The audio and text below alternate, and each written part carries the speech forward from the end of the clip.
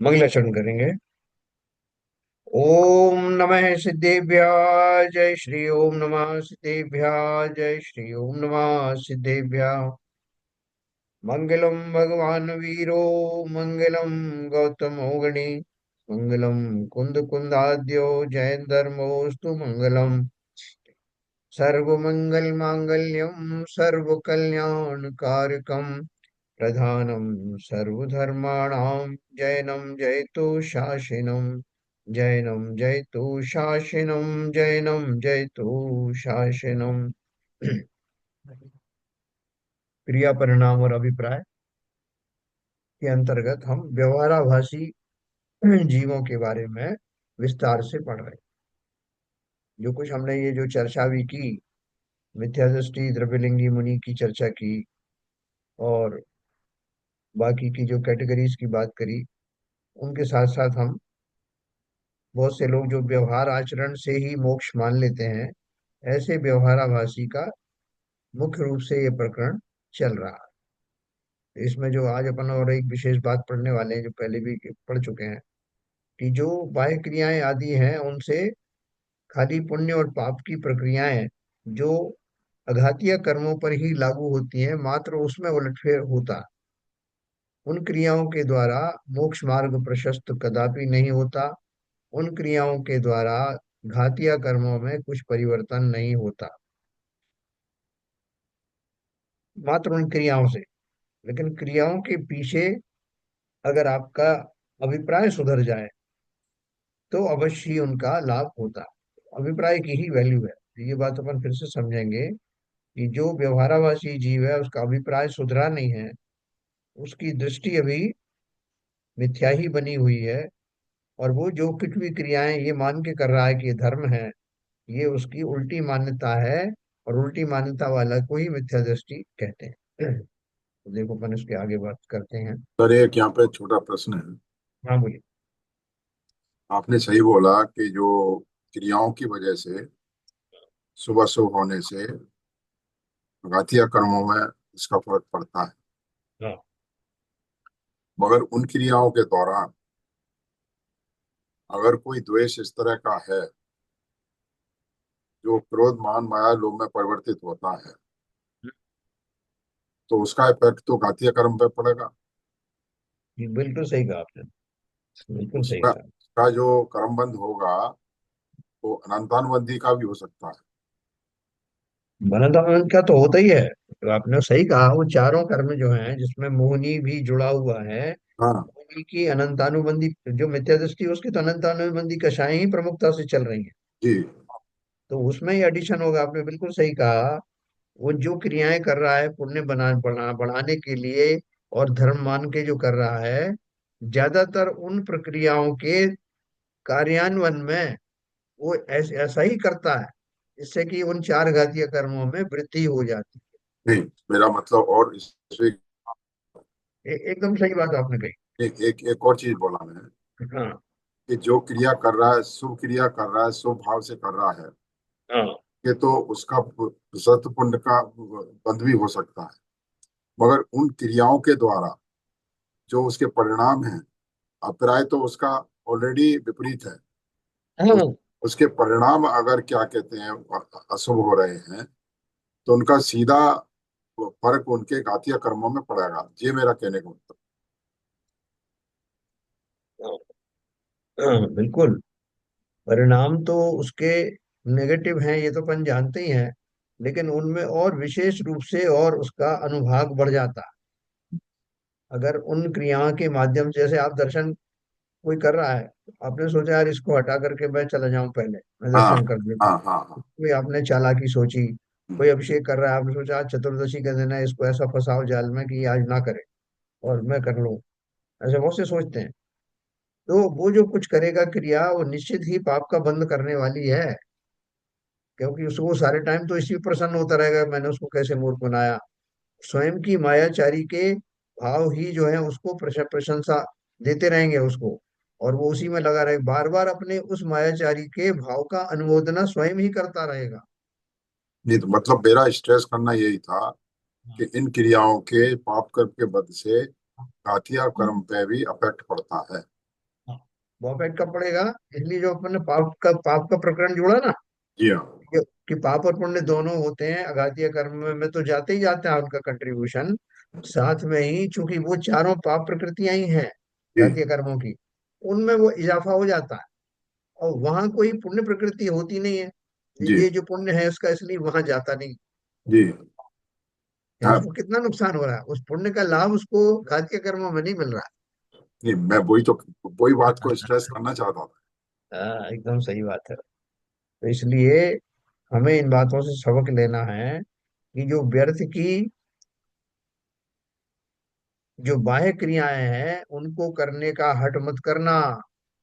कि फला आदमी ने जो है 2 बार जो है वो चरण स्पर्श करे, मैं भी 4 बार करूंगा, 6 बार करूंगा, उससे होने वाला कुछ नहीं है।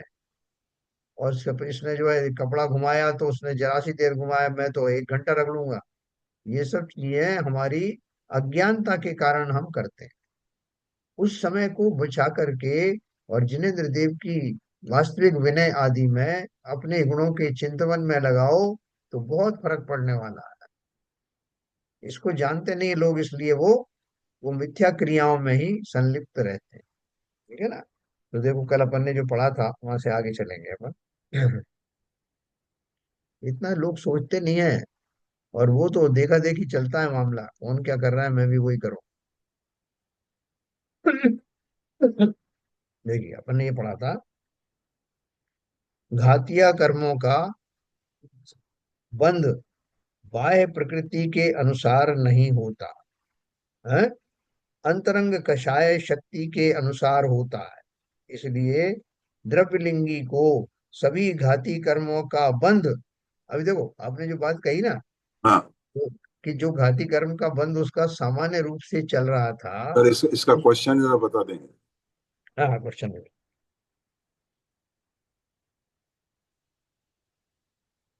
देखो उन्होंने ये पूछा था प्रश्न, यदि द्रव्यलिंगी को कषाय करने का अभिप्राय है तो वह नवमे ग्रहवेग तक कैसे जाने, ये वाला नहीं था। ये तो हो गया था सर, इसके नीचे प्रश्न। नीचे वाला है, यदि द्रव्य घाती कर्म वाला। ये घाती वाला। कर्म, हाँ ये वाला, घाती कर्म तो आत्म गुणों के घात में निमित्त है। द्रव्यलिंगी मुनि को उनका बंध किस प्रकार होता है, एक क्वेश्चन। हाँ ये। तो वो उन्होंने दिया, देखो आपने बिल्कुल सही क्वेश्चन उठाया है। उत्तर क्या दिया? घातिया कर्मों का बंध बाह्य प्रवृत्ति के अनुसार नहीं होता, अंतरंग कषाय शक्ति के अनुसार होता है। इसलिए द्रव्यलिंगी को सभी घाती कर्मों का बंध बहुत स्थिति और अनुभाग सहित होता है। हाँ, देखो इसमें एक वो भी शामिल है। क्या शामिल है? एक तो वो मिथ्या दृष्टि है तो उसका अभिप्राय तो खोटा है ही, इसलिए उसको सम्यक दृष्टि के मुकाबले में उसका स्थिति अनुभाग ज्यादा पहले ही बन रहा था। अभी कभी उसमें अपन ने वो और इजाफा कर लिया कि वो क्रियाएं करते समय कोई मायाचारी करता है, मान कषाय का सेवन करता है, लोभादि में प्रवृत्त होता है, क्रोधादि करता है, तो वो जो उसके भाव हैं उस समय के, वो उसमें इजाफा कर देते हैं स्थिति और अनुभाग में। वो उसका, क्योंकि उसका मान्यता तो पहले से ही खोटी है, और ये उसमें और एडिशनल काम करता है, तो उसकी स्थिति और अनुभाग को बढ़ने से कोई रोक नहीं सकता। तो इसलिए उन्होंने लिखा, इसलिए द्रव्यलिंगी को सभी घाती कर्मों का बंध बहुत स्थिति अनुभाग सहित होता है, तथा अविरत सम्यक दृष्टि को और देश वृत्ति को मिथ्यात्व और अनंतानुबंधी कर्मों का बंध तो है ही नहीं, और अप्रत्यक्षानी आदि का बंध अल्प स्थिति अनुभाग सहित ही होता है ना? ये चतुर्थ गुण स्थानवर्ती है, पंचम वाले का तो अप्रत्यक्षान भी चली गई, लेकिन चतुर्थ गुण स्थान वाले के अनंतानुबंधी तो जली गई। प्रत्यक्षानावर्णी कर्म का जो बंध होता है वो भी हल्का फुल्का होता है ना, हमारी तो चारों का हो रहा है। तो उन्होंने क्या लिखा है? अप्रत्यक्षानी आदि का बंध अल्प स्थिति और अनुभाग सहित होता है, अतः ये मोक्ष मार्गी हैं। क्यों है मोक्ष मार्गी? ये मोक्ष मार्गी हैं, परंतु मिथ्या दृष्टि द्रव्यलिंगी मुनि मोक्ष मार्गी नहीं है।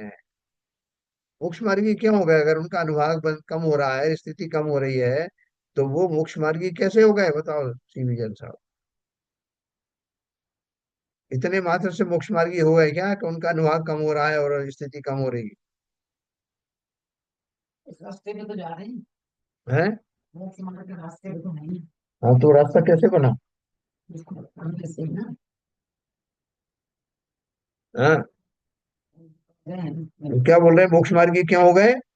क्योंकि ये बोल रही हैं कि जब उसकी स्थितियां घट रही हैं, अनुभाग घट रहा है, तो इस बात का परिचायक है कि वो सही मार्ग पर जा रहा है।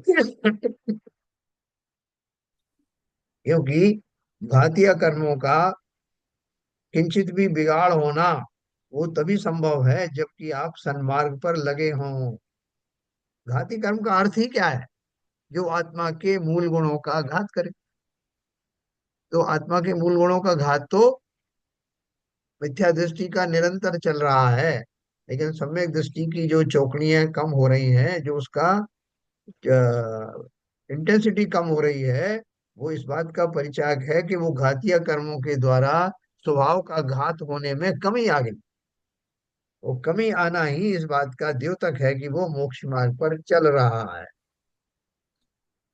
ठीक है साहब? वो प्रयुक्त विवेचन मोक्ष मार्ग प्रकाशक के 7वें अधिकार में किया गया। ऊपर ले लीजिए।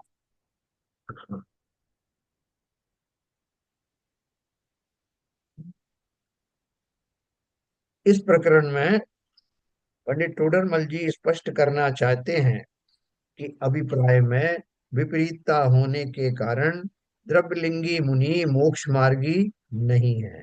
अतः उसे महाव्रतादि रूप आचरण तथा महामंद कषाय रूप होने पर भी उसकी अपेक्षा तीव्र कषाय वाले अविरत सम्यक दृष्टि से भी हीन बताया गया है।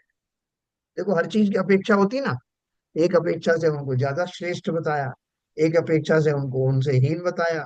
तो अपेक्षा क्या है अलग अलग? उनको श्रेष्ठ किस अपेक्षा से बताया? कि उनको मंद कषाय रूप बाह्य आचरण उपलब्ध हैं। बाहर में वो क्रोध आदि वगैरह नहीं करते हैं, मूल आचरण वगैरह का पूरा पालन कर रहे हैं, और अभिप्राय उनका भले ही नहीं सुधरा हो, उन सबका निरतिचार पालन करने से एक सुविधा उनको हो रही। क्या सुविधा है? कि जब कभी भी उनको सम्यक दर्शन होगा, तो गुण स्थान कौन सा होगा? आत्मा। सातवां गुण, है ना? और वो पालन करने में किसी तरह का छल आदि नहीं कर रहे हैं। लेकिन कहने का अर्थ खाली इतना है कि वो उस अपेक्षा से विशेष जो उनकी आचरण चल रहे हैं, उस अपेक्षा से पूज्य है। सम्यक दृष्टि भी उनकी पूजन करता, बंधन करता है। लेकिन वो कह रहे हैं कि अगर आप गुण स्थान की अपेक्षा से देखें, वीतरागता की अपेक्षा से देखें, या अभिप्राय की अपेक्षा से देखें, तो चतुर्थ और पंचम गुण स्थानवर्ती जो जीव हैं, श्रावक हैं, वो उनसे बेहतर है। मगर सर, ये क्वेश्चन उठता है यहाँ पर हाँ, कि सम्यकदर्शी जीव ऐसे द्रव्यमंडियों को वो नमन तो करते हैं, मगर क्यों करते हैं? पता है ना कि कम से कम वो आचरण का पालन तो कर रहे हैं। वो उस अपेक्षा से कर रहे हैं कि वो 28 मूल गुणों का पालन भी कोई साधारण बात नहीं है। अच्छा। अगर साधारण होता तो वो खुद क्यों नहीं करने लग गए? लेकिन वो पता थोड़ी कौन से हैं। चतुर्थ गुण स्थान, हाँ, मेरे पहली बात तो ये है, चतुर्थ गुण स्थानवर्ती और पंचम गुण स्थानवर्ती मुनि नहीं बने ना, तो उनमें उतनी ताकत नहीं है, उतना भाव नहीं बन रहा। उस अपेक्षा से तो उनको नमन करते हैं। और वो कैसे? कोई छलावा नहीं कर रहे हैं। अगर हाँ, शीतलाचारी मुनि होगा तो नहीं करेंगे नमन। लेकिन संयम, जो संयम के भाव है उनके। नियम के भाव हैं और बिना शिथिलाचार के पालन कर रहे हैं, तो उस अपेक्षा से। और जगत को क्या चाहिए? हम गुरु जिसको बनाते हैं, वो स्वयं वैसा करता हुआ दिखना चाहिए। संसार को वो दिख रहे हैं, वैसा करता हुआ दिख रहे हैं। ये व्यवहार परीक्षाओं का जय जलते जलते व्यवहार जलते। व्यवहार रूप से तो आप मालूम नहीं कर सकते कि वो भावलिंगी है, द्रव्यलिंगी है। वो ये भी वही कह रही हैं, ये भी यही कह रही हैं कि उनको किसी को पता भी नहीं ना। और मोक्षमार्ग प्रकाशक में एक बात और लिखी है कि अगर वो किसी को जानबूझ करके नमन नहीं करें, उस मुनि संघ में कुछ सम्यक दृष्टि भी है, कुछ मिथ्या दृष्टि भी है। तो वो कहें साहब मैं इनको नहीं नमन करूंगा, मैं तो इनको करूंगा, तो क्या होगा? संघ में लड़ाई झगड़े शुरू हो जाएंगे। संघ में एक दूसरे की उपेक्षा और अपेक्षा की बात शुरू हो जाएगी, और उससे संघ का बहुत बड़ा विघटन हो सकता है। तो इसलिए उनमें से किसको छांटा भी नहीं करोगे, नंबर एक। दूसरी बात, क्षायोग सम्यक सम्यक तो एक क्षण में वापस आ जाता है। कितनी बार हमको क्षायिक सम्यक तो हुआ और चला गया। इसलिए जिन्हें अभी आप मिथ्या दृष्टि समझ रहे थे, एक क्षण बाद वही सम्यक दृष्टि होगा। तो आप कैसे उनकी अवहेलना करोगे? बिना शिथिलाचार के 28 मूल गुणों का पालन कर रहे हैं, सम्यक दर्शन आना जाना चल रहा है, और संघ के अंदर में विद्यमान होकर संघ के सारे कार्य भली भांति बिना किसी अपेक्षा के संचालित कर रहे हैं। उस अपेक्षा से तो पूजनीय है ना। लोगों को मार्गदर्शन दे रहे हैं, मुनि का स्वरूप बता रहे हैं, उस अपेक्षा से उनको अच्छा बताया। फिर कौन सी अपेक्षा से कमी है? अपन सब तरह से बात कर रहे हैं ना। अपेक्षा कौन सी ठीक नहीं है? कि वो गुण स्थान के मामले में, वीतरागता के मामले में, अभिप्राय के मामले में चतुर्थ और पंचम गुण स्थान वर्ती श्रावक से बेहतर नहीं, है ना। दोनों अपेक्षाएं समझना। इसलिए कोई द्रव्यलिंगी मुनि कह देने मात्र से उनसे नफरत करने की बात नहीं है। बहुत सारे लोग इस चक्कर में पड़ जाते हैं, ऐसा नहीं है। हमारे तो ये भी बताया, जैसे मैंने बताया कि टोडरमल जी ने उसी अध्याय में ये भी लिखा है कि अगर कोई श्रावक के भी या मुनि के भी चरित्र का पालन करता है और ये मान करके करता है कि ये वास्तव में सच्चे तो नहीं है, लेकिन कुछ ना करने से तो बेहतर है ना, कि मैं उन, आज नहीं तो कल मुझे मुनिचर्या धारण करनी ही है, या मैं श्रावक हूँ, पंचम गुण स्थान वर्ती हूँ, वास्तव में सम्यक दर्शन नहीं हुआ जिनको, पंचम गुण स्थान तो नहीं आया, लेकिन वो प्रतिमाएं पालन कर रहे हैं। अगर वो ये मान करके करें कि ये मुझे सम्यक दर्शन नहीं हुआ है, इसलिए मेरे व्रत नियम संयम जो है वास्तविक तो नहीं है, लेकिन मैं इनको ना करूं क्यों? इनको करने से मुझे संयम का आनंद आता है, मेरी जो जीवनचर्या है वो संयमित होती है, और कालांतर में तो मुझे विधिवत पालन करना ही है, तो क्यों ना अभी से प्रैक्टिस करूं। ऐसे भाव पूर्वक अगर कोई प्रतिमा वाले, प्रतिमा के योग्य, उन्हें प्रतिमा तो नहीं कहेंगे, प्रतिमा के समकक्ष किए जाने वाले चरित्र का पालन करते हैं, तो कोई हर्ज नहीं है, ये बहुत प्रशंसनीय है, प्रोवाइडेड कि वो इस भ्रम में ना रहे कि ये वास्तविक प्रतिमा है। अगर उस भ्रम में रहे तो फिर तो उनका उद्धार होना मुश्किल है, क्योंकि फिर तो वो समझ ही नहीं पाएंगे कि इससे आगे भी कुछ करना है। वो सोचे मैं हो गया, मिथ्या दृष्टि मुनि है तो उसने समझ लिया कि मैं सच्चा मुनि हो गया, मिथ्या दृष्टि जो श्रावक है तो उसने समझ लिया कि मैं तो सही मायने में अलग छुल्लक हो गया, प्रतिमाधारी हो गया। फिर उसकी खोज ही बंद हो जाएगी, है ना। जो उन्होंने एक लिखा ना, उदाहरण दिया है कि कैसे संसार में किसी कातिल को पकड़ने की बात चल रही है, तो सारी पुलिस लग गई उसमें कि कातिल की खोज की जाए। तो जब तक कातिल नहीं मिलता तब तक वो पूरी खोज चलती रहती। लेकिन अगर वो कातिल जो है वो कोई गलत आ जाए, पुलिस ने अपने वो निकालने के लिए, अपना काम छोटा करने के लिए किसी भी अरे गहरे को कातिल बना के पेश कर दिया कि तुझे हम बाद में छोड़ा देंगे, तू भी बन जा तो हमारा काम खत्म हो जाएगा। तो अगर वो बन गया तो जज में भी हो गया, जनता में भी सब हो गया, मिल गया मिल गया मिल गया, कातिल मिल गया। फिर जो असली कातिल है उसकी तलाश ही बंद हो जाएगी। तो मिल गया। ठीक उसी प्रकार जिसने इस भ्रम के साथ चारित्र को माना, तो वो असली चारित्र का पालन कभी करेगा ही नहीं। तो बहुत स्पष्ट रूप से बात कर रहा हूं, मैं दो बात बता रहा हूँ। सम्यक दर्शन पूर्वक चारित्र होने की तो बात ही अलग है। मिथ्या दृष्टि भी अगर कुछ किंचित चारित्र का पालन करता है, और वो उसके प्रति ईमानदार है कि मुझे सम्यक दर्शन तो नहीं हुआ, लेकिन इन प्रतिमाओं के समकक्ष व्रतों का पालन करने में क्या हर्ज है, तो ये एक्सेप्टेंस के साथ में उनका पालन करता है, तो बिल्कुल कोई दिक्कत नहीं है, कोई गलत नहीं। लेकिन वो अगर उनको ही धर्म मान ले कि ये धर्म ही है, बस हो गया मैं, और इसमें संधि निकाल ले कि जो दर्शन प्रतिमा है वो तो दर्शन कर लिए, दर्शन प्रतिमा हो गई, ऐसा नहीं। ऐसे भ्रम पूर्वक दूसरों को भ्रमित करना और स्वयं को भ्रमित करना, ये पाप का ही कारण है। पुण्य कहाँ ढूंढ रहे हो उसमें? ठीक है सर, तो ये बात सर एक कंफर्म। प्रश्न। हाँ बोलिए। अ, सर ये थोड़ा समझ में नहीं आ रहा है, यहाँ पे लिखा है कि अ, जो द्रव्यलिंगी मुनि है उनका महामंद कषाय, और अवध सम्यक दृष्टि का तीव्र कषाय। तो सर ऐसा कैसे हो सकता है? अगर कोई मिथ्या दृष्टि है उनका मंद कषाय, और सम्यक दृष्टि है उनका तीव्र कषाय, ऐसा कैसे हो सकता है? ऊपर का उत्तर आपने नहीं पढ़ा ठीक से। ऊपर से उत्तर जो शुरू किया था, क्या शुरू किया? घातिया कर्मों का बंध बाह्य प्रवृत्ति के अनुसार नहीं होता, अंतरंग कषाय शक्ति के अनुसार होता है।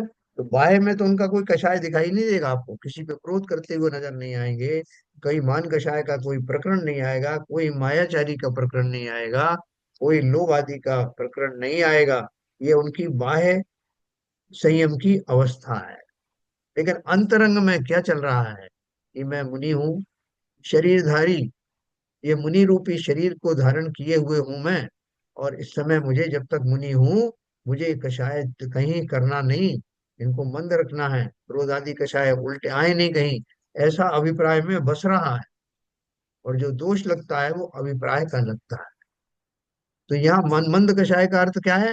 वो कषाय उनके जीवन से गए नहीं है, वो उनका क्षय नहीं हुआ, ना उपशम हुआ है, खाली उन्होंने बाह्य में उनको दबाने की प्रवृत्ति हासिल की है। और वो देखो ऊपर क्या लिखा है, प्रवृत्ति की बात लिखी है। घातिया कर्मों का बंध बाह्य प्रवृत्ति के अनुसार नहीं होता, अंतरंग कषाय शक्ति के अनुसार होता है। कषाय शक्ति आपके अंदर है, आप कषाय नहीं कर रहे। जैसा आपने देखा नहीं मेरी ताकत, अभी मैं आपको छोड़ रहा हूँ, ये अलग बात है, लेकिन आपको पता नहीं मैं क्या कर दूंगा आपका। तो ये जो भाव है, जो कषाय शक्ति का जो भाव है, घातिया कर्मों का बंध उससे होता है। और बाहर में आप कर रहे हो, बहुत हल्का फुल्का दिखा रहे हो, कुछ नहीं, मैंने सब सबके लिए बढ़िया था, अंदर अंदर में लगा कि जरा मौका मिले तो मैं छोड़ूंगा नहीं, लेकिन अभी मेरी मजबूरी। ये न भावों से बाह्य दशाएं जो हल्की होने से, उसको जो होता है ना, उनका कषाय बहुत मंद होते हैं, बाह्य में कम होते हैं। बाह्य दशा की बात है, स्पष्ट लिखा उन्होंने ना। उपर्युक्त विवेचन मोक्ष मार्ग प्रकाशक के साथ में अधिकार में किया गया है। इस प्रकरण में पंडित जी स्पष्ट करना चाहते हैं कि अभिप्राय में विपरीतता होने के कारण द्रव्यलिंगी मुनि मोक्ष मार्गी नहीं है, अतः उसे महाव्रतादि रूप आचरण तथा महामंद कषाय होने पर भी उसकी अपेक्षा तीव्र कषाय वाले अव्रत सम्यक दृष्टि से भी हीन बताया गया है। जो जो उनकी जो तीव्र कषाय कौन सी वाली दिखाई है? बाहर वाली। जब उनकी बाहर की दिखा रहे हैं द्रविड़ंगी मुनि की, तो इनकी भी बाहर की दिखा रहे हैं। तो बाहर में हो सकता है किसी क्षुल्लक महाराज को क्रोध आ जाए, किसी जो चतुर्गुण स्थान वाला है उसको क्रोध आ जाए, स्वाभाविक है, युद्ध भी लड़ रहे हैं। लेकिन अंतरंग में, अभिप्राय में मैं कौन हूं भली भांति जानते हैं, इसलिए उनकी आंतरिक जो कषाय शक्ति है वो कम है। बाहर की आंतरिक, बाहर की जो शक्ति है तीव्र कषाय वाले अमृत अमृत सम्यक दृष्टि से भी हीन बताया गया। ये भी उनकी बाह्य से ही कंपेयर किया है। बाह्य में मिथ्या दृष्टि, भावलिंगी मिथ्या दृष्टि जो द्रव्यलिंगी मुनिराज हैं, बाहर में क्रोध आदि करते दिखाई नहीं देते, लेकिन ये बाहर में क्रोध आदि करते हुए भी दिखाई दे जाएंगे। लेकिन अंतरंग परिणामों में दोनों में उल्टा है। और जो कर्म बनते हैं घातीय कर्म, वो अंतरंग परिणामों से ही प्रभावित होते। मैं आपकी बात समझा पाया? बिल्कुल नहीं। हाँ जी सर, क्लियर हो गया, क्योंकि वो ऐसा लग रहा था कि मैं यही सोच रहा था कि ऐसे कैसे हो सकता है, बट वो ये जो आंतरिक परिणाम। आंतरिक परिणाम को कंपेयर कर दिया, आंतरिक परिणामों की अपेक्षा से जिसका अभिप्राय सच्चा है उसके आंतरिक परिणाम भी ज्यादा विशुद्ध होंगे। ठीक है ना? तो देखो अभी हम बात पीछे लिखा हुआ है, तो इसमें एक किस्सा सुनाया था ना किसी ने। एक बाबा जी थे, उन्होंने डिक्लेयर किया कि उन्होंने क्रोध को जीत लिया है। तो लोग बड़े बड़े दूर दूर से आ रहे थे उनके दर्शन करने के लिए। सब बहुत प्रभावित थे, उनकी बहुत अनुशंसा कर रहे थे वो। तो उनसे एक कोई ऐसा था सिरफिरा आदमी, वो आया उनके पास। उसने आके कहा कि महाराज जी, क्या ये सच है कि आपने क्रोध को जीत लिया है? बोले हाँ बच्चा, बिल्कुल जीत लिया है। बोले आपको कोई अगर गाली दे दे तब भी आपको क्रोध नहीं आए? बोले बिल्कुल नहीं आएगा। बोले कोई आपको जो है वो तो झापड़ मार दे तो भी क्रोध नहीं आए? बोले हाँ नहीं आएगा। बोले कोई आपको उठा के नीचे पटक दे, कीचड़ में पटक दे, तब भी क्रोध नहीं आए? बोले बोल दिया ना तेरे को 2 बार, नहीं आएगा तो नहीं आएगा, बार बार क्या पूछ रहा है? आ गया बोले क्रोध। समझ गया महाराज जी, समझ, आपने सही में क्रोध जीत लिया है। तो ये वही दशा है, वो अपना कंट्रोल नहीं कर पाए। लेकिन जो ये इस तरह के जो संत हैं, जिन्हें संत बनना अच्छा लगता है और वो जग को भी जाहिर करना चाहते हैं, उनकी दशा ऐसी ही है। बाहर में दिखाई नहीं देगा लेकिन अंदर में भरा हुआ है। इसलिए मैंने अभी आपको ये भी बताया कि वो जो सिविजन साहब ने क्वेश्चन पूछा था कि वो सम्यक दृष्टि जीव फिर उनको क्यों नमन करता है, तो नमन करने का मैंने आपको उसका कारण बताया कि उनकी जो बाह्य दशाएं हैं, जो उनका जो संयम है, संयम का स्वरूप वो दिखा रहे हैं आपको। 28 मूल गुणों का निरतिचार पालन कर रहे हैं। निरतिचार में एक शब्द स्पेशल बोल रहा हूं, उसके कारण से उन्हीं का सच्चा स्वरूप का दिग्दर्शन कर रहे हैं। जो जो देखने वाले हैं, दर्शन करने वाले हैं, उनको उनकी माध्यम से ज्ञात हो रहा है कि मुनि की चर्याएं कैसी होती हैं। और वो बिना किसी अपेक्षा के, कोई मायाचारी के बिना, किसी और कषाय को प्रदर्शित किए बिना वो इस तरह का भाव रखे हुए हैं। तो उस समय की उनकी जो तात्कालिक स्थितियां हैं, देखो मैं क्या बोल रहा हूँ, उस समय की जो तात्कालिक स्थितियां हैं, बाह्य दशाएं हैं, उनको ध्यान में रखते हुए उनको नमस्कार करना। क्योंकि आप बोल सकते हो कि साहब सम्यक दृष्टि तो सम्यक दृष्टि के बारे में जानता है, तो उसको तो मालूम होगा ना कि सम्यक दृष्टि है कि नहीं। तो वो 2 बातें जानता है। एक तो ये जानता है कि सम्यक दर्शन चाहे उस समय सम्यक तो आता जाता रहता है, और कब ये सम्यक दृष्टि हो गए, कब मिथ्या दृष्टि हो गए, ये अब मेरा मूल्यांकन करने का टाइम नहीं है। करना दूसरी भी बात बहुत ये करना भी बहुत मुश्किल है। मुश्किल है। और दूसरा, पूरे मुनि संघ के अंदर में मैं इनको पॉइंट आउट करूं क्या कि महाराज पहले सम्यक दृष्टि तो बन जाओ, तो बाकी लोगों को क्या होगा, हम सबको एसेस करता फिरूंगा क्या? वो आपस में उनको भेदभाव शुरू हो जाएगा कि ये सम्यक दृष्टि, ये मिथ्या दृष्टि। इसलिए वो सम्यक दृष्टि उनकी बाह्य दशाओं को, बाह्य चारित्र को देख करके उनके उस काल के, उस पर्याय के, उस समय के जो परिणामों को नमस्कार करता है। लेकिन ये केवल ज्ञानी की अपेक्षा बता रहे हैं कि केवल ज्ञानी को मालूम है कि अंतरंग दशाएं किसकी ऐसी हैं जो मोक्ष मार्ग वाली हैं। वो असेसमेंट नहीं कर रहा है, ये तो सब केवल ज्ञान गम्य बातें हैं। ठीक है सर। तो इस तरह से वो उन्होंने भेद दोनों का दिया। समय सार शास्त्र में द्रव्यलिंगी मुनि की हीनता गाथा, देखो समय सार अपन ने पढ़ा था, है ना, और बहुत अच्छे से पढ़ा था। क्या लिखा था उसमें? समय सार शास्त्र में द्रव्यलिंगी मुनि की हीनता गाथा टीका और कलशों में प्रकट की, अपन ने कलश भी पढ़े थे।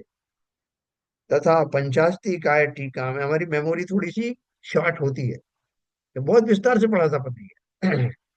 तथा पंचास्ती काय टीका में जहाँ केवल व्यवहार नयावलंबी का कथन किया है, वहां व्यवहार पंचाचार होने पर भी उसकी हीनता ही प्रकट की है।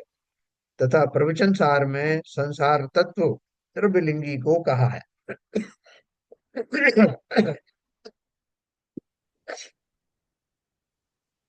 परमात्म प्रकाश आदि अन्य शास्त्रों में भी इस व्याख्यान को स्पष्ट किया। द्रव्यलिंगी के जो जप तप शील संयम आदि क्रियाएं पाई जाती हैं, उन्हें भी इन शास्त्रों में जहां तहां अकार्यकारी बताया है। देखो, अभी मैंने आपको बताया कि उनके माध्यम से, वो मुनिराज के माध्यम से पूरी समाज में जो है संदेश जाता है कि मुनि कैसे होते हैं।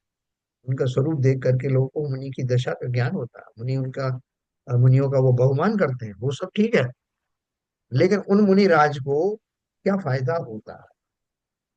कुछ तो फायदा होगा ना, कुछ तो जरूर अवश्य होगा। क्या होगा? पुण्य बंद होगा।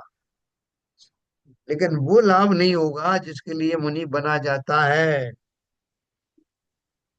पुण्य बंद तो उनका अच्छा खासा हो रहा है। अब वो लोग धर्म की प्रभावना हो रही है, और उस काल में मंद कषाय रूप है, तो मंद कषाय का फल क्या है? पुण्य की प्राप्ति। पुण्यादि मिलेंगे, देव में जाए, देव बनेंगे, तो ये सब होगा। लेकिन लाभ क्या है? मोक्ष मार्ग प्रशस्त नहीं हुआ, इसकी चर्चा चल रही है। लेकिन महाव्यवहार लेकिन द्रव्यलिंगी सर के। हाँ। लेकिन सर 100% पुण्य लाभ होगा वो भी अगर कोई मुनि या कोई भी मुनि मार्ग पे इसलिए चलता है, जैसे कि एक वो एग्जांपल आप बताते हैं कि भाई लोग बाग मेरी पूजा करेंगे, लोग बाग मेरे आगे पीछे दौड़ेंगे, मुझे स्वादिष्ट पकवान बनाएंगे और मुझे सांसारिक दुखों से भी छुट्टी मिल जाएगी। इस सब इन सब लोभ के कारण कोई मुनि बनता है तो वो तो भी उसको पुण्य बंद होगा। नहीं होगा, नहीं होगा। अपन जो चर्चा कर रहे हैं वो ऐसे मुनि की कर रहे हैं जो वास्तव में उन सब का अनुपालन कर रहे हैं। किनका? जो 28 बाह्य 28 संयम, हाँ, मूल बाह्य गुण। 28 मूल गुणों का, पंच महाव्रत का वास्तविक पालन कर रहे हैं। लेकिन अभिप्राय खोटा है, उनकी बात कर रहे हैं। ये जो आपने बात कही ये सब शिथिलाचार्य में आता है। मिथ्या दृष्टि तो दोनों ही हो गए, आपने सही कहा। लेकिन ये जो मिथ्या दृष्टि है, ये अभिप्राय पूर्वक, खोटे अभिप्राय पूर्वक ये सब कर रहे हैं, तो उनको तो पाप का ही बंध होगा। किंचित कभी बीच में भाव थोड़े से नॉर्मल हुए तो हो सकता है पुण्य बंद भी हो जाए। बाकी अगर मायाचारी कर रहे हैं, जितने प्रमाण में मायाचारी करी उतना उनका पाप का बंद होगा। जितने प्रमाण में अपना मान कषाय का पोषण किया उतना जो है वो सब पाप है। लोभ का किया तो वो भी पाप है, क्रोध का किया तो वो भी पाप है। क्रोध कई तरह का होता है। क्रोध जरूरी नहीं कि जोर से बाहर से चिल्लाए तो ही क्रोध होता है। हाँ, क्रोध के कितने प्रकार हैं भाई, बताओ, उनके नाम बताओ अलग अलग। क्रोध किसे कहते हैं? उसके बहुत सारे नाम है ना। जैसे झुंझलाना है, या क्या बोले, खेद हो जाना, क्षुब्ध हो जाना, और क्या क्या है। ये सारी जो चीजें हैं ना, तो उन्हें इस बात का बड़ा खेद हुआ, उसको उनका बड़ा मलाल आया, उनको बहुत जोर से उनका गुस्सा तो आया था लेकिन उन्होंने बोला कुछ नहीं। ये सारी जो चीजें हैं ना, वो खेद आदि जितनी भी वस्तुएं हैं वो सब क्रोध में ही शामिल है। तो इसलिए वो जो अब आपने बोला साहब, वो क्रोध तो कर नहीं रहे, लेकिन बाकी कषाय भले ही उनने किए कि इस भाषा आवास, इस भाव के साथ बन जाऊं तो लोग मुझे पूजेंगे, इस लोभ के कारण बन जाऊं कि मैंने जो कर्जे लिए थे गृहस्थ अवस्था में कोई मांगने नहीं आएगा, हैं? या और दूसरों को रिझाने के भाव। तो इसमें तीन कषाय तो आपको प्रमुख रूप से उसमें अपन वर्णन कर ही रहे हैं। चौथी का मैं आपको बोल रहा हूँ कि क्रोध कषाय भी जरूरी नहीं कि बाहर से दिखाएं, अंतर में सबसे बड़ा क्रोध किसके प्रति है? स्व के प्रति है। क्या प्रति, क्या है क्रोध सब स्व के प्रति? मैं आत्मा, आत्मा के बारे में जानना ही नहीं चाहता। बोले ऐसा कैसे आपको पता है कि आत्मा को नहीं जानना चाहते? तो उसमें लिखा है कि जब कोई भी किसी व्यक्ति से मुझे वितृष्णा हो जाती है तो मैं चाहता हूँ कि मेरे सामने ना आए, अपना मुंह भी ना दिखाए, निकल जाओ यहाँ से, मैं तुम्हारे बारे में बात भी नहीं करना चाहता। ऐसा क्रोध उस जीव को है जो अपने आत्म स्वरूप में आना ही नहीं चाहता, आत्मा की बात ही नहीं सुहाती। नहीं सुहाने के भी कई स्तर हैं।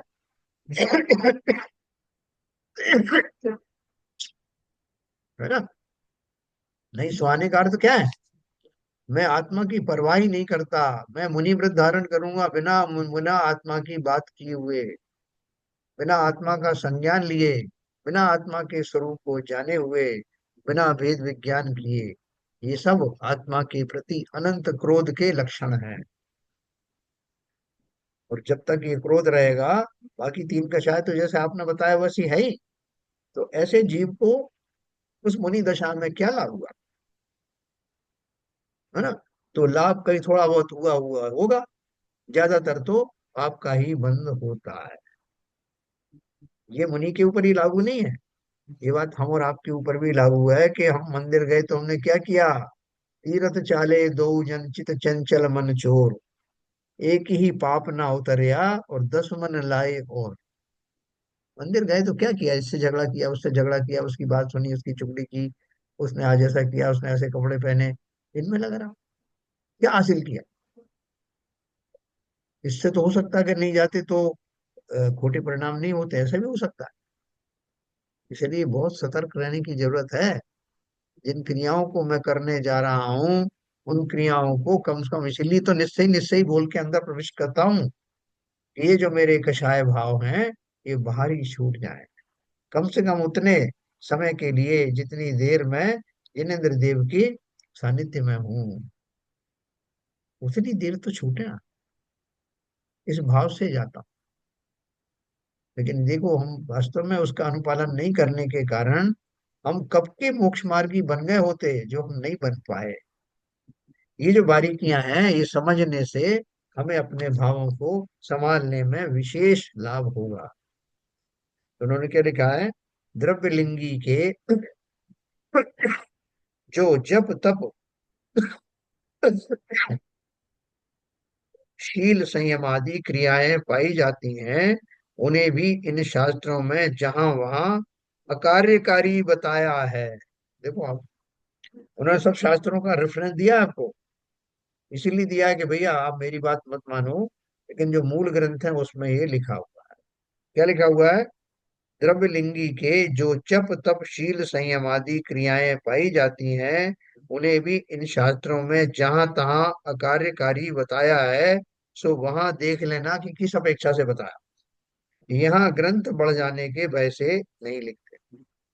तो उसमें आपको डिटेल में मिल जाएगा कि उनकी ये जब तक क्रियाएं हैं, मैंने भी आपको शॉर्ट में बताया कार्यकारी क्यों नहीं मानी जाती, और कहाँ कार्यकारी है मैंने आपको वो भी हिंट दे दिया कि अगर जो भोले जीव हैं जिन्होंने मुनि दशा देखी ही नहीं, वो अपने बच्चों को दिखाने ले जाते हैं, देखो मुनि कैसे होते हैं, उनके लिए तो कार्यकारी है। इस प्रकार केवल व्यवहाराभास के अवलंबी मिथ्या दृष्टियों का निरूपण किया। हाँ, मिथ्या दृष्टि कितने प्रकार के होते हैं भाई? 4 प्रकार की। चार की तीन? मतलब अच्छा। चौथा तो फिर वो लास्ट स्टेज आ जाती है। बराबर। कौन कौन से हैं? व्यवहाराभासी, अब व्यवहाराभासी, उभयाभासी, निश्चयभासी और सम्यक उभयाभासी। उभयाभासी हाँ, और है ना, सम्यक। व्यवहार, हाँ, बिल्कुल, व्यवहाराभासी, निश्चयाभासी, उभयाभासी और सम्यक सन्मुख मिथ्या दृष्टि, है ना। तो अपन कहाँ जा रहे हैं अभी, कौन सी कैटेगरी की तरफ बढ़ रहे हैं, बोलो विपुल जी। सम्यक सन्मुख।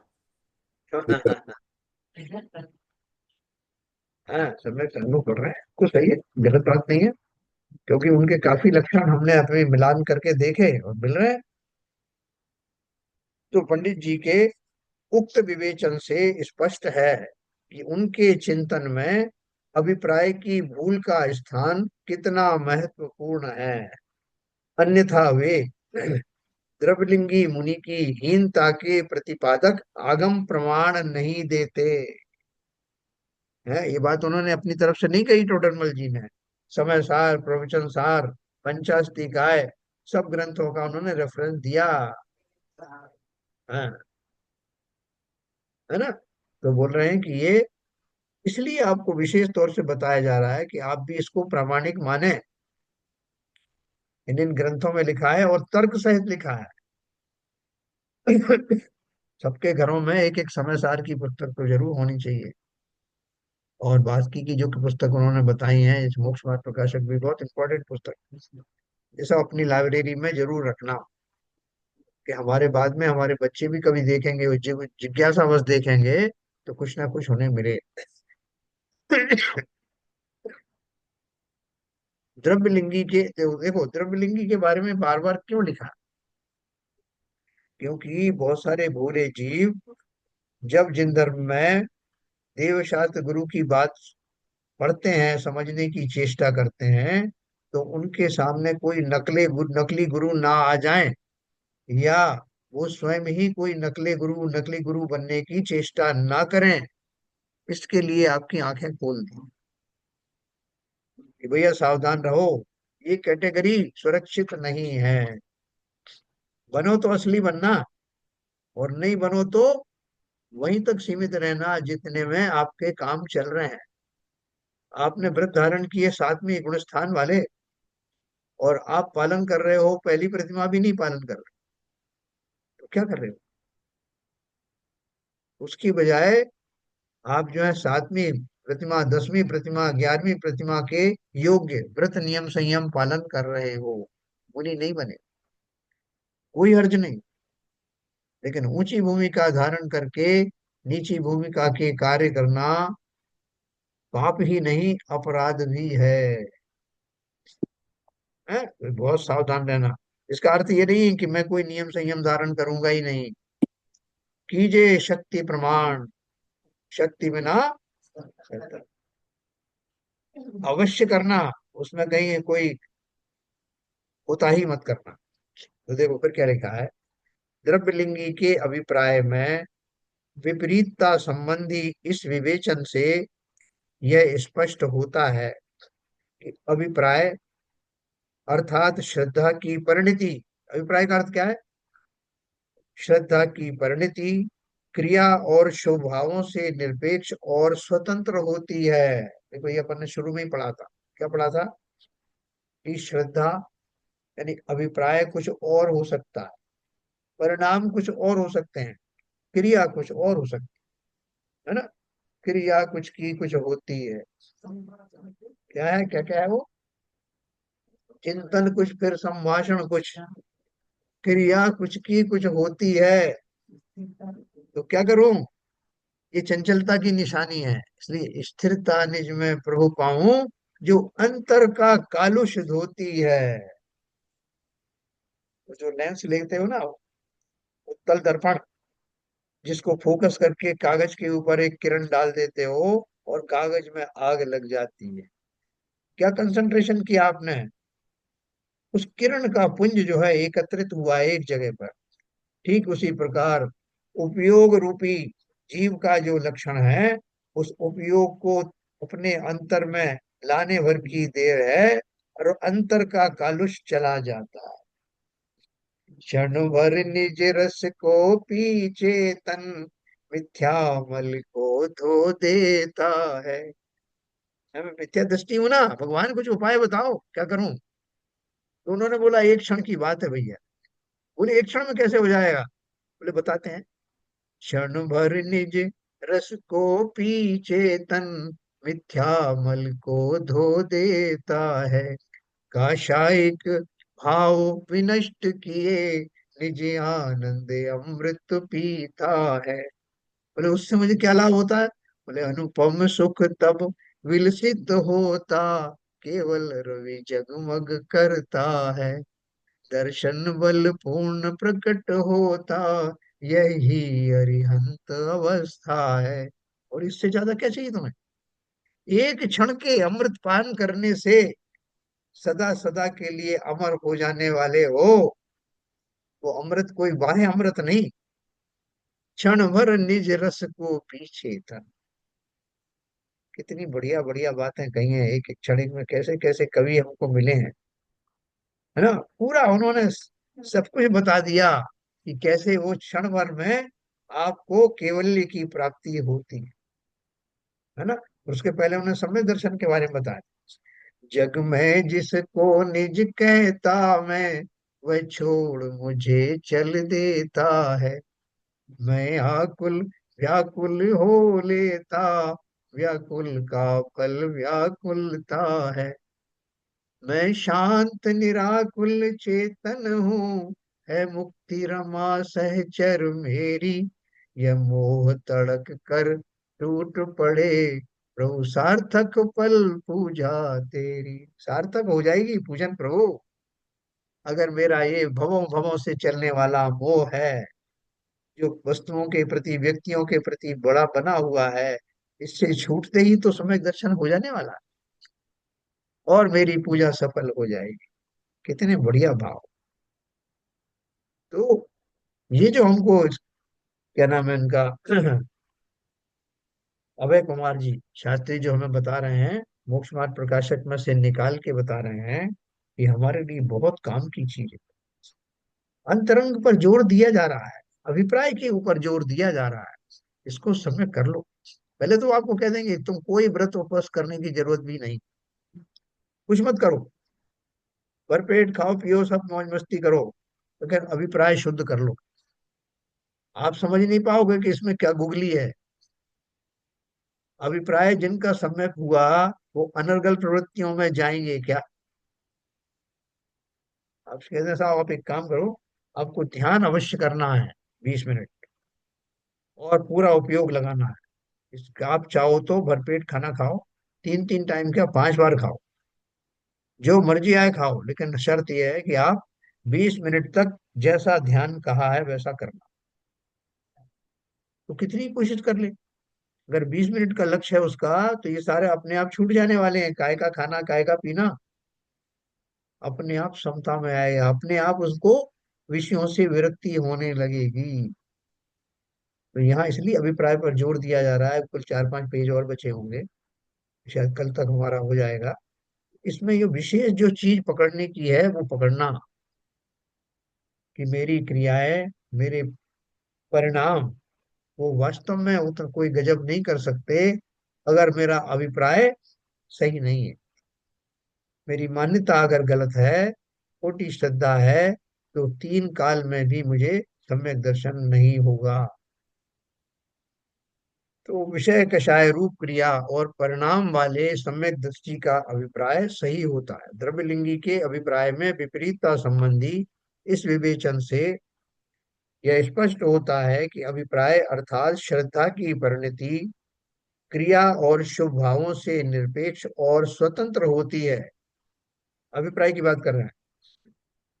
विषय कषाय रूप क्रिया और परिणाम वाले सम्यक दृष्टि का अभिप्राय सही होता है, तथा महाव्रत क्रिया, महाव्रतादि रूप क्रिया और परिणाम वाले मिथ्या दृष्टि द्रव्यलिंगी मुनि का अभिप्राय विपरीत होता है। देखो क्या लिखा उन्होंने, विषय कषाय रूप क्रिया और परिणाम वाले सम्यक दृष्टि का अभिप्राय सही होता है। यह मानते हो क्या ऐसा हो सकता बिल्कुल होता है, ऐसा वो मिथ्यादर्शी थोड़ा ही है। है? उन्होंने इस पूरे प्रकरण में ये प्रूव कर दिया आपको कि ये भी जो शब्द लिखे जा रहे हैं ना, कि विषय कषाय रूप क्रिया, वो विषय कषाय रूप क्रिया भी कैसी है, वो ऐसी नहीं है जो कि मिथ्या दृष्टि जिस तरह से उन भावों में रत होते हैं यहाँ, लेकिन उनका बहुमान, उनकी उपस्थिति पाई जाती है इस अपेक्षा से लिखा।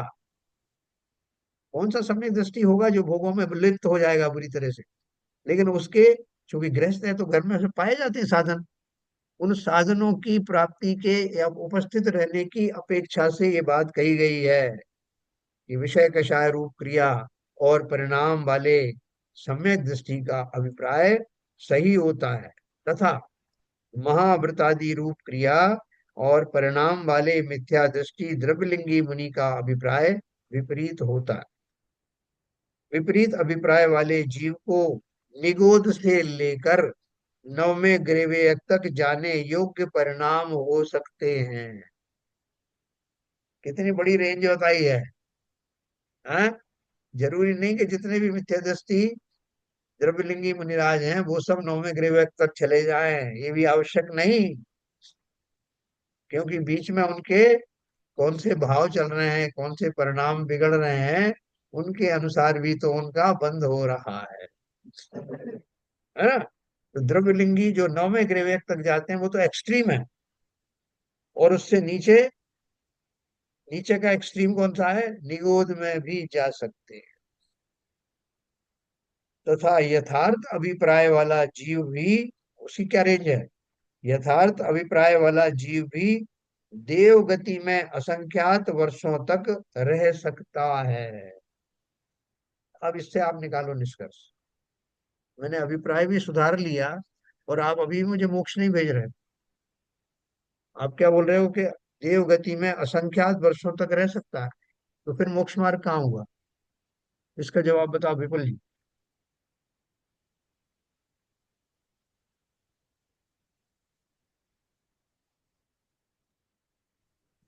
सर थोड़ा क्लियर नहीं हुआ है प्रश्न। जो उन्होंने लिखा है, लास्ट में लिखा ना इसके, ये विपरीत अभिप्राय वाले जीव को, है ना, पहले वो उन्होंने उसको उसको क्वालिफाई किया, विपरीत अभिप्राय वाला कौन? पर विपरीत अभिप्राय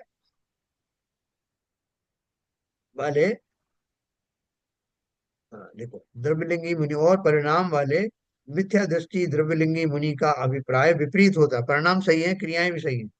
विपरीत अभिप्राय वाले जीव को निगोध से लेकर नवमे ग्रीवेय तक जाने योग्य परिणाम हो सकते हैं, तथा यथार्थ अभिप्राय वाला जीव भी देव गति में असंख्यात वर्षों तक रह सकता है। देखो इसमें उन्होंने एक चीज बहुत रेंज दी है ना जो आपको, जिसमें विपरीत अभिप्राय वाले जीव कौन है? वो न केवल मिथ्यादृष्टि मुनिराज हैं, बल्कि सामान्य जन भी हैं। तो अगर आप इसमें एक रेंज पकड़ो, जैसे हम और आप हैं, हम जो हैं विपरीत अभिप्राय वाले भी हैं और हमारा कोई संयम नहीं है, तो हम जैसे जीव कहाँ जाएंगे? निगोद में चले जाएंगे। लेकिन हमारी ही मनुष्य गति में बहुत से जीव मुनि बन गए, और मुनि बन के उन्होंने विधिवत चारित्र आदि का पालन किया, तो वो मनुष्य कहाँ चले गए? नवमे ग्रेवेड तक। सभी नहीं, उनमें से कुछ नवमे ग्रेवेड तक चले गए। ये पूरी रेंज बताई। वो क्या बताना चाहते हैं कि अभिप्राय की भूल के कारण से ये सब कुछ घटित हो रहा है। सर इसका आंसर मैं दूं क्या? हाँ बोलिए। ये लास्ट में लिखा है यथार्थ अभिप्राय वाला जीव भी देव गति में असंख्यात वर्षों तक रह सकता है। हाँ तो इसका मतलब ये है, ये यथार्थ अभिप्राय वाला जीव सम्यक दृष्टि जीव है। तो हाँ छायक सम्यक दृष्टि भी हो सकता है, चाहे हाँ सम भी हो सकता है। हाँ। पर उसने चारित्र धारण नहीं किया है। हम्म। अगर चारित्र धारण नहीं किया है तो वो देव गति में जाएगा, और वो 16वें स्वर्ग तक जा सकता है, वो देव बन के रह सकता है। अगर वो चारित्र धारण करके बाकी जो तीन चौकड़ी हैं उनका निवारण कर लेगा, तो वो सीधा अपना मोक्ष मार्ग के रास्ते से चपक श्रेणी चढ़ के मोक्ष जा सकता है। तो ये जो यथार्थ अभिप्राय वाला जीव है देवगति में जाता है, क्योंकि वो संयम धारण नहीं कर सकता है, देवगति में भी संयम धारण करने का कोई प्रोविजन नहीं है, इसलिए उस जीव की यहाँ पर चर्चा की गई है। देखो थोड़ा तो आपने ठीक बताया है, इसमें एक थोड़ा सा एक पेंच है। वो पेंच क्या है कि वो जो यथार्थ जिसका अभिप्राय हो गया वो सम्यक दृष्टि है, ये तो पक्की बात आपने बता दी। बिल्कुल। अब वो जीव वो जहाँ स्वर्ग में गया, कोई से भी स्वर्ग में जा सकता है, क्योंकि बहुत सारे स्वर्ग में ऐसे हैं जिनमें मिथ्या दृष्टि भी है, सम्यक दृष्टि भी है। कुछ स्वर्ग ऐसे हैं जिनमें सिर्फ सम्यक नहीं दृष्टि नहीं, है। मैं तो हाईएस्ट कैटेगरी बता रहा हूँ। हाँ एक मिनट। तो अब वो जो जीव है वो उन स्वर्गों में जा सकता है, किसी भी स्वर्ग में जा सकता है। और यहाँ जो उनका अभिप्राय क्या है, जैसे सर्वार सिद्धि में चला गया, देवगति है ना वो भी, तो सर्वार सिद्धि में कितनी आयु है? 33 सागर की। हाँ, तो अनंत वर्षों तक रह सकता है स्वर्ग में। ये खाली कहने की बात है उनकी। आगे की लाइन अगर वो लिखते तो लिखते उसके पश्चात वो मुनि बन करके तपस्या करता, मुख चला जाता। खाली तो उन्होंने सर संसार की। हाँ इसका मतलब क्या वो ये कहना चाह रहे हैं कि जो यथार्थ अभिप्राय वाला जीव है उसकी रेंज कम है, ना तो एक्सट्रीम नोवा ग्रह तक है और ना इधर निगोद तक एक्सट्रीम है, उसकी रेंज कम है। बट जो अ, विपरीत अभिप्राय वाला जीव है उसकी रेंज बहुत ज्यादा है, ऐसा कहना चाह रहे हैं। सही पकड़ा महाराज, बिल्कुल सही पकड़ा। कहाँ निगोद और कहाँ वो नौवे ग्रेवे, इतनी बड़ी रेंज हो गई। और यहाँ की रेंज क्या है? मनुष्य पर्याय से सम्यक दृष्टि देव तक की ही वो रेंज है। बहुत सही पकड़ा।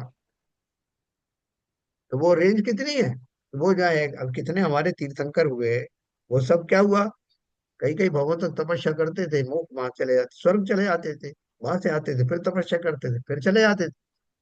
कितने भगवान तक जो है वो मनुष्य और देव बनते रहे। और आखिरी जो उनका जन्म हुआ, उसमें कोई सरवार सिद्धि से, कोई जो है वहां के अनुदेश अनुत्तर अभिमान से चय किया उन्होंने, और यहाँ पर मोक्ष चले गए अगले भाव से। तो उनकी रेंज इतनी ही है, उनके निगोद जाने के कोई वो नहीं है, किसी तरह का कोई चक्कर नहीं है। निगोद तो छोड़ो, वो फिर सामान्य मनुष्य भी नहीं बनते, उस देवगति से आते हैं अभिप्राय जिनका साहो 3-4 भाव के अंदर मैक्सिमम मोक्ष हो जाता है। नहीं, जो देवगति से मनुष्य गति में आके ही पहुंच जा सकते हैं। तो 3-4 भाव इसीलिए तो मैंने बोला तुरंत नहीं चले जाएंगे, जरूरी नहीं कि सब तुरंत चले जाएं। तुरंत नहीं, तो आना एक तो भाव मनुष्य गति में पड़ेगा। है। आना तो मनुष्य गति में ही पड़ेगा। हाँ मुनि हाँ, वो तो कहा ही जाता है, तो अंडरस्टूड है। ठीक है सर। तो कल मैं इसको, इसमें जो अगला प्रश्न है अभिप्राय की भूल का प्रकरण के बारे में, उन्होंने उनको पंडित जी से क्वेश्चन किया है कि आप क्यों निंदा विंदा के चक्कर में पड़ रहे हो, हैं लोग तो ऐसे ही पकड़ देना। तो वो कल अपन बात करेंगे इसकी, और बहुत थोड़े से पेजेस बचे हैं, तो इनका पूरा भरपूर लाभ लेना, इसमें समझ आना, ये परिणाम क्या है, अभिप्राय क्या है, हमें बहुत क्लैरिटी के साथ होना चाहिए। और हम जो है वो इन बाह्य चक्रों में न पड़कर अपनी आंतरिक दशा को सुधारने में लग जाएं, तो यही हमारी सार्थकता है इस ग्रंथ को पढ़ने की। ठीक है सर। छोटी सी पुस्तिका है, लेकिन ये कितने ग्रंथों का निचोड़ है। कल अपन इसको पढ़ेंगे। समय भी हो गया।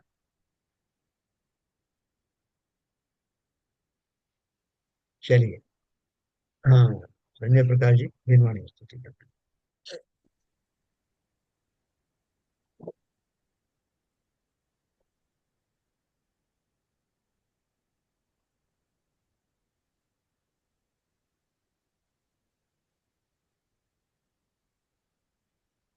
हे तारे दे माँ, हे सारे दे माँ, हे सारे दे माँ। मुनियों ने समझी, गुणियों ने जानी, शास्त्रों की भाषा, आगम की वाणी।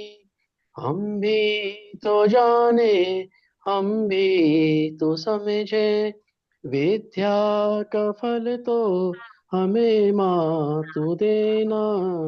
हे सारे दे माँ, हे सारे दे माँ। तू ज्ञान दाई हमें ज्ञान दे दे, रत्न त्रयों का हमें दान दे दे। मन से हमारे मिटा दे अंधेरा, हमको उजालों का सिविद्वार दे माँ। हे सारे दे माँ, हे सारे दे माँ। तू मोक्षदाई ये संगीत तुझ पे, हर शब्द तेरा है, हर भाव तुझ में। हम हैं अकेले, हम हैं अधूरे, तेरी शरण माँ हमें तार देना। हे सारे दे माँ, हे सारे दे माँ। अज्ञानता से हमें तारे दे माँ। चिरवाणी माता की जय। हैं। कार्य सर।